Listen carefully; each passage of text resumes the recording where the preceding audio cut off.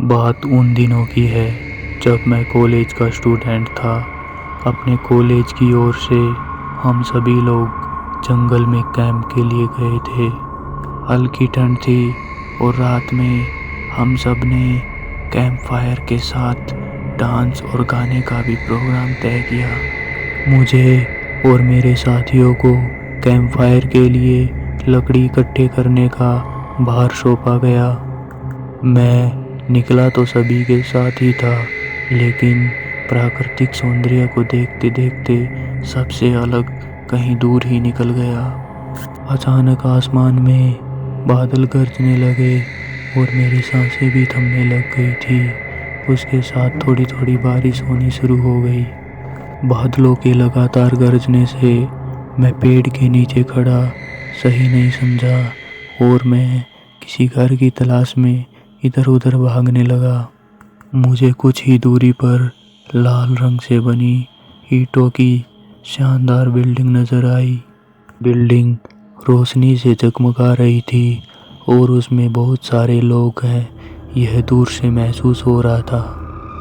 मैं तेजी से भागते हुए उस बिल्डिंग में घुसा और सामने से आती हुई एक खूबसूरत नर्स से टकराते टकराते बच गया। नर्स ने मुझे घूरते हुए कहा, बहुत अधिक भीग गए हो, कहीं सर्दी लग जाएगी। उधर बाई और एक स्टोर रूम है, उधर जो भी मिले उससे कहना सिस्टर जूलिया ने मुझे साफ और सूखे कपड़े देने को कहा है, वो तुम्हें कपड़े दे देगा। और मैं हक्का बक्का मुंह फाड़े सिस्टर जूलिया की तरफ देखता रहा और मुझे कुछ समझ नहीं आ रहा था कि मैं क्या करूं। तभी सिस्टर जूलिया मेरी स्थिति देखकर हंसने लगती है और कहती है, पहले अपना मुंह बंद कर लो वरना मच्छर घुस जाएगा, और आप जैसे मैंने कहा है वैसे ही करो। मैं हल्के से सिर हिलाता हूँ और सिस्टर ने बताई दिशा में जाने के लिए मुड़ जाता हूँ। अभी कुछ ही कदम चला था कि मेरे कंधे पर किसी ने हाथ रख दिया और मैं चौंक जाता हूँ।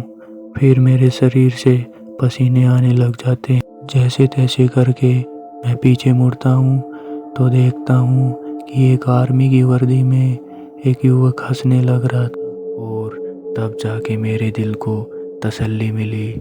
उस युवक ने मुझे बताया कि मैं कैप्टन विनोद हूँ और यह अपने देश की आर्मी का हॉस्पिटल है। कैप्टन विनोद की बातों से मुझे थोड़ा साहस मिला और मैं धीरे धीरे सामान्य हो गया और मैंने कैप्टन विनोद को सिस्टर जूलिया की कही हुई बातें बताई।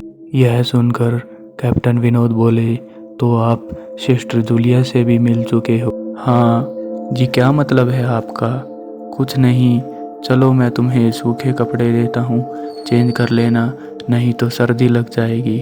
और मैं कैप्टन विनोद के पीछे पीछे उसके कमरे में पहुँच गया और उस कमरे में चारों तरफ हरे रंग के कपड़े लगे हुए थे।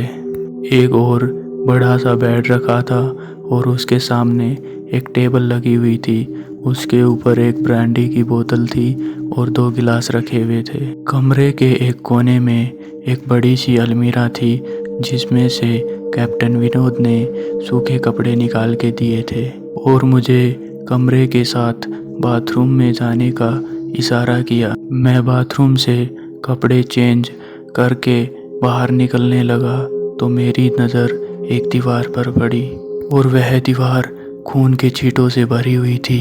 यह देख मैं घबरा गया और मैं घबराहट में बाहर निकलने के लिए मुड़ा तो दूसरी दीवार पे लगे मिरर में खुद को देख के ही घबरा गया, क्योंकि उस मिरर में मेरा पूरा शरीर तो दिख रहा था लेकिन मेरे शरीर के ऊपर से सिर गायब था।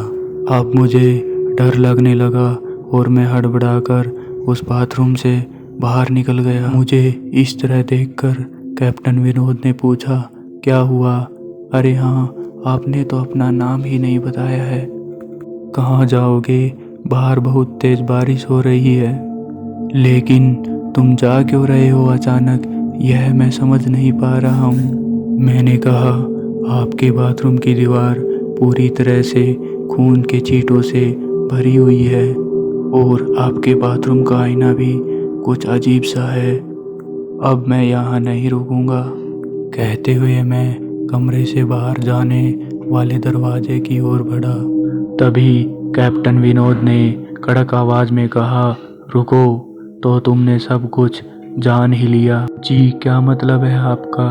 मेरी आवाज में डर भर गया था। मतलब चाहे जो हो, तुम यहाँ से तब तक नहीं जा सकते तब तक मैं तुम्हें कुछ बताने दूँ। मैं क्या बताना चाहते हो आप कैप्टन? जो आज तक कोई नहीं जान सका, जो आज तक कोई नहीं जान सका, वह मैं जान के क्या करूँगा? प्लीज़ मुझे यहाँ से जाने दो कैप्टन। नहीं, बिल्कुल नहीं। और तुम्हें मुझसे डरने की कोई ज़रूरत नहीं है। सैनिक सबकी रक्षा के लिए होते हैं। मैं भी तुम्हारी रक्षा ही कर रहा हूँ। कैप्टन विनोद के स्वर में कोमलता थी। आओ मेरे साथ इस सोफे पे बैठ जाओ, फिर मैं आपको सभी बात बताता हूँ। और मैं तुम्हें सभी बात बताने के बाद अपनी जीप में बिठाकर कैंप तक छोड़ के आऊँगा। वैसे भी तुम अपने साथियों से बहुत ज़्यादा आगे आ गए हो।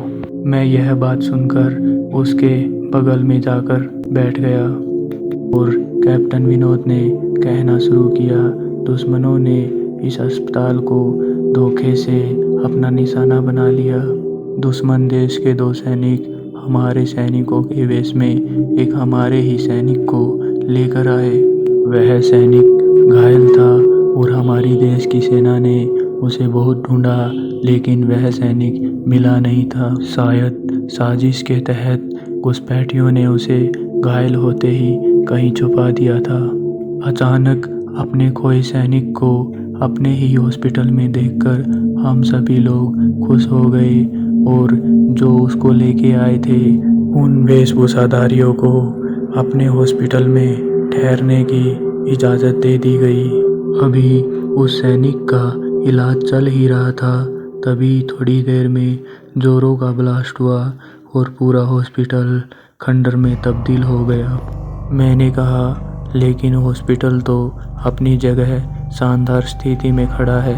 कैप्टन ने मेरी बातों को इग्नोर करते हुए अपनी कहानी जारी रखी और कहा, उस ब्लास्ट में कोई नहीं बचा, सभी मारे गए और इस दीवारों पे जो खून लगे छींटे हैं वह सभी कर्मचारियों के हैं। थोड़ी देर बाद मैं बेहोश हो गया और तब जगा तो मैं अपने कैंप में था और मेरे सभी साथी मेरे चारों तरफ बैठे हुए थे।